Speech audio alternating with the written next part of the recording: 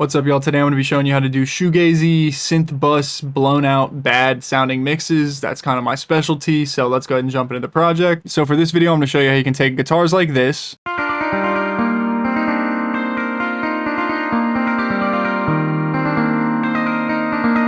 and this,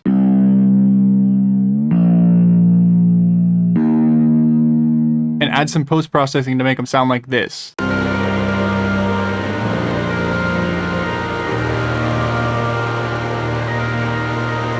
So we'll start with the orange guitar, where all I've done is added a quarter note delay, turn the wetness down, send it through super heavy compression, added the default Fruity Convolver preset to give it a little bit of spaciousness, then send it through this plexi amp style distortion, and then lastly just darkened it a little bit with an EQ. Then I did pretty similar stuff with the other guitar, which was heavy compression, a reverb with a pretty long decay, then distorted it with Meld to Saturator, which is a free saturation plugin, EQ'd it, then used Melda's Wave Folder, which is also free, to give it some like high-end crustiness. And so at this point I have two different guitars that both have a bunch of spatial effects on them, so the delay, the reverb, and then following that with distortion. Then the trick to getting this type of sound is to add an OTT and a snap heap that are going to change it from this to this.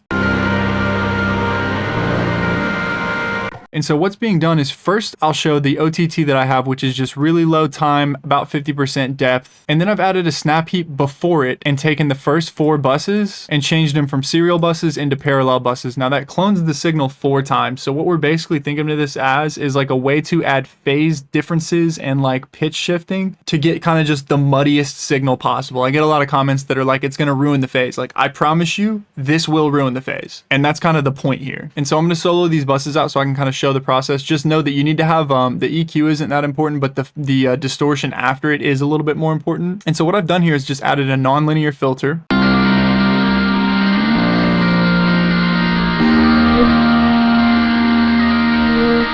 that, as you can kind of hear, is just adding like a different little set of peaks and resonances to each of these buses, which are going to stack on top of each other. So you're going to have a ton of different layers of the sound going on at the same time. Then I have my second bus here where I've pitch shifted it down an octave. Added another nonlinear filter, but instead of using the all pass, I use a band pass and the fuzzy mode, which is different from the bias mode. So just pick whichever ones that you like personally. Then you can kind of just scan the cutoff around until you get something that you feel like sounds nice.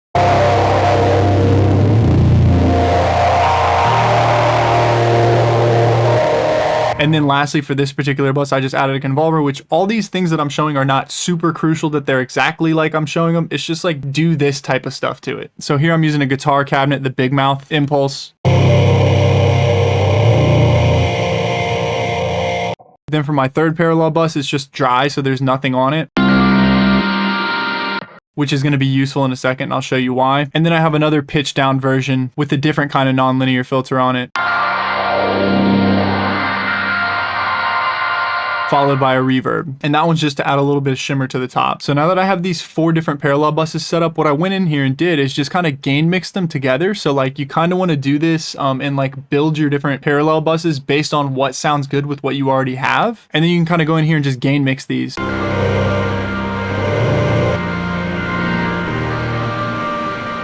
along with your dry bus right here, to kind of preserve the original sound that you had.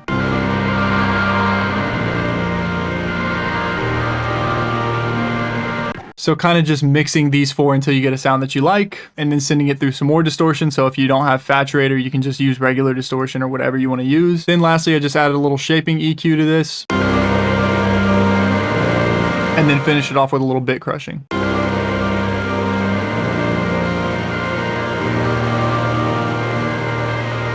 And so hopefully that gives you a better idea of how you can get a washed out grungy sound like that. I don't think that that's how Quannic and Jane Remover particularly did it, but that is a good way that I have found to do it. So if you want to support this channel, you can do that by going to Patreon or Gumroad or hitting me up for lessons on social media. Thank you for watching. I will see you in the next one.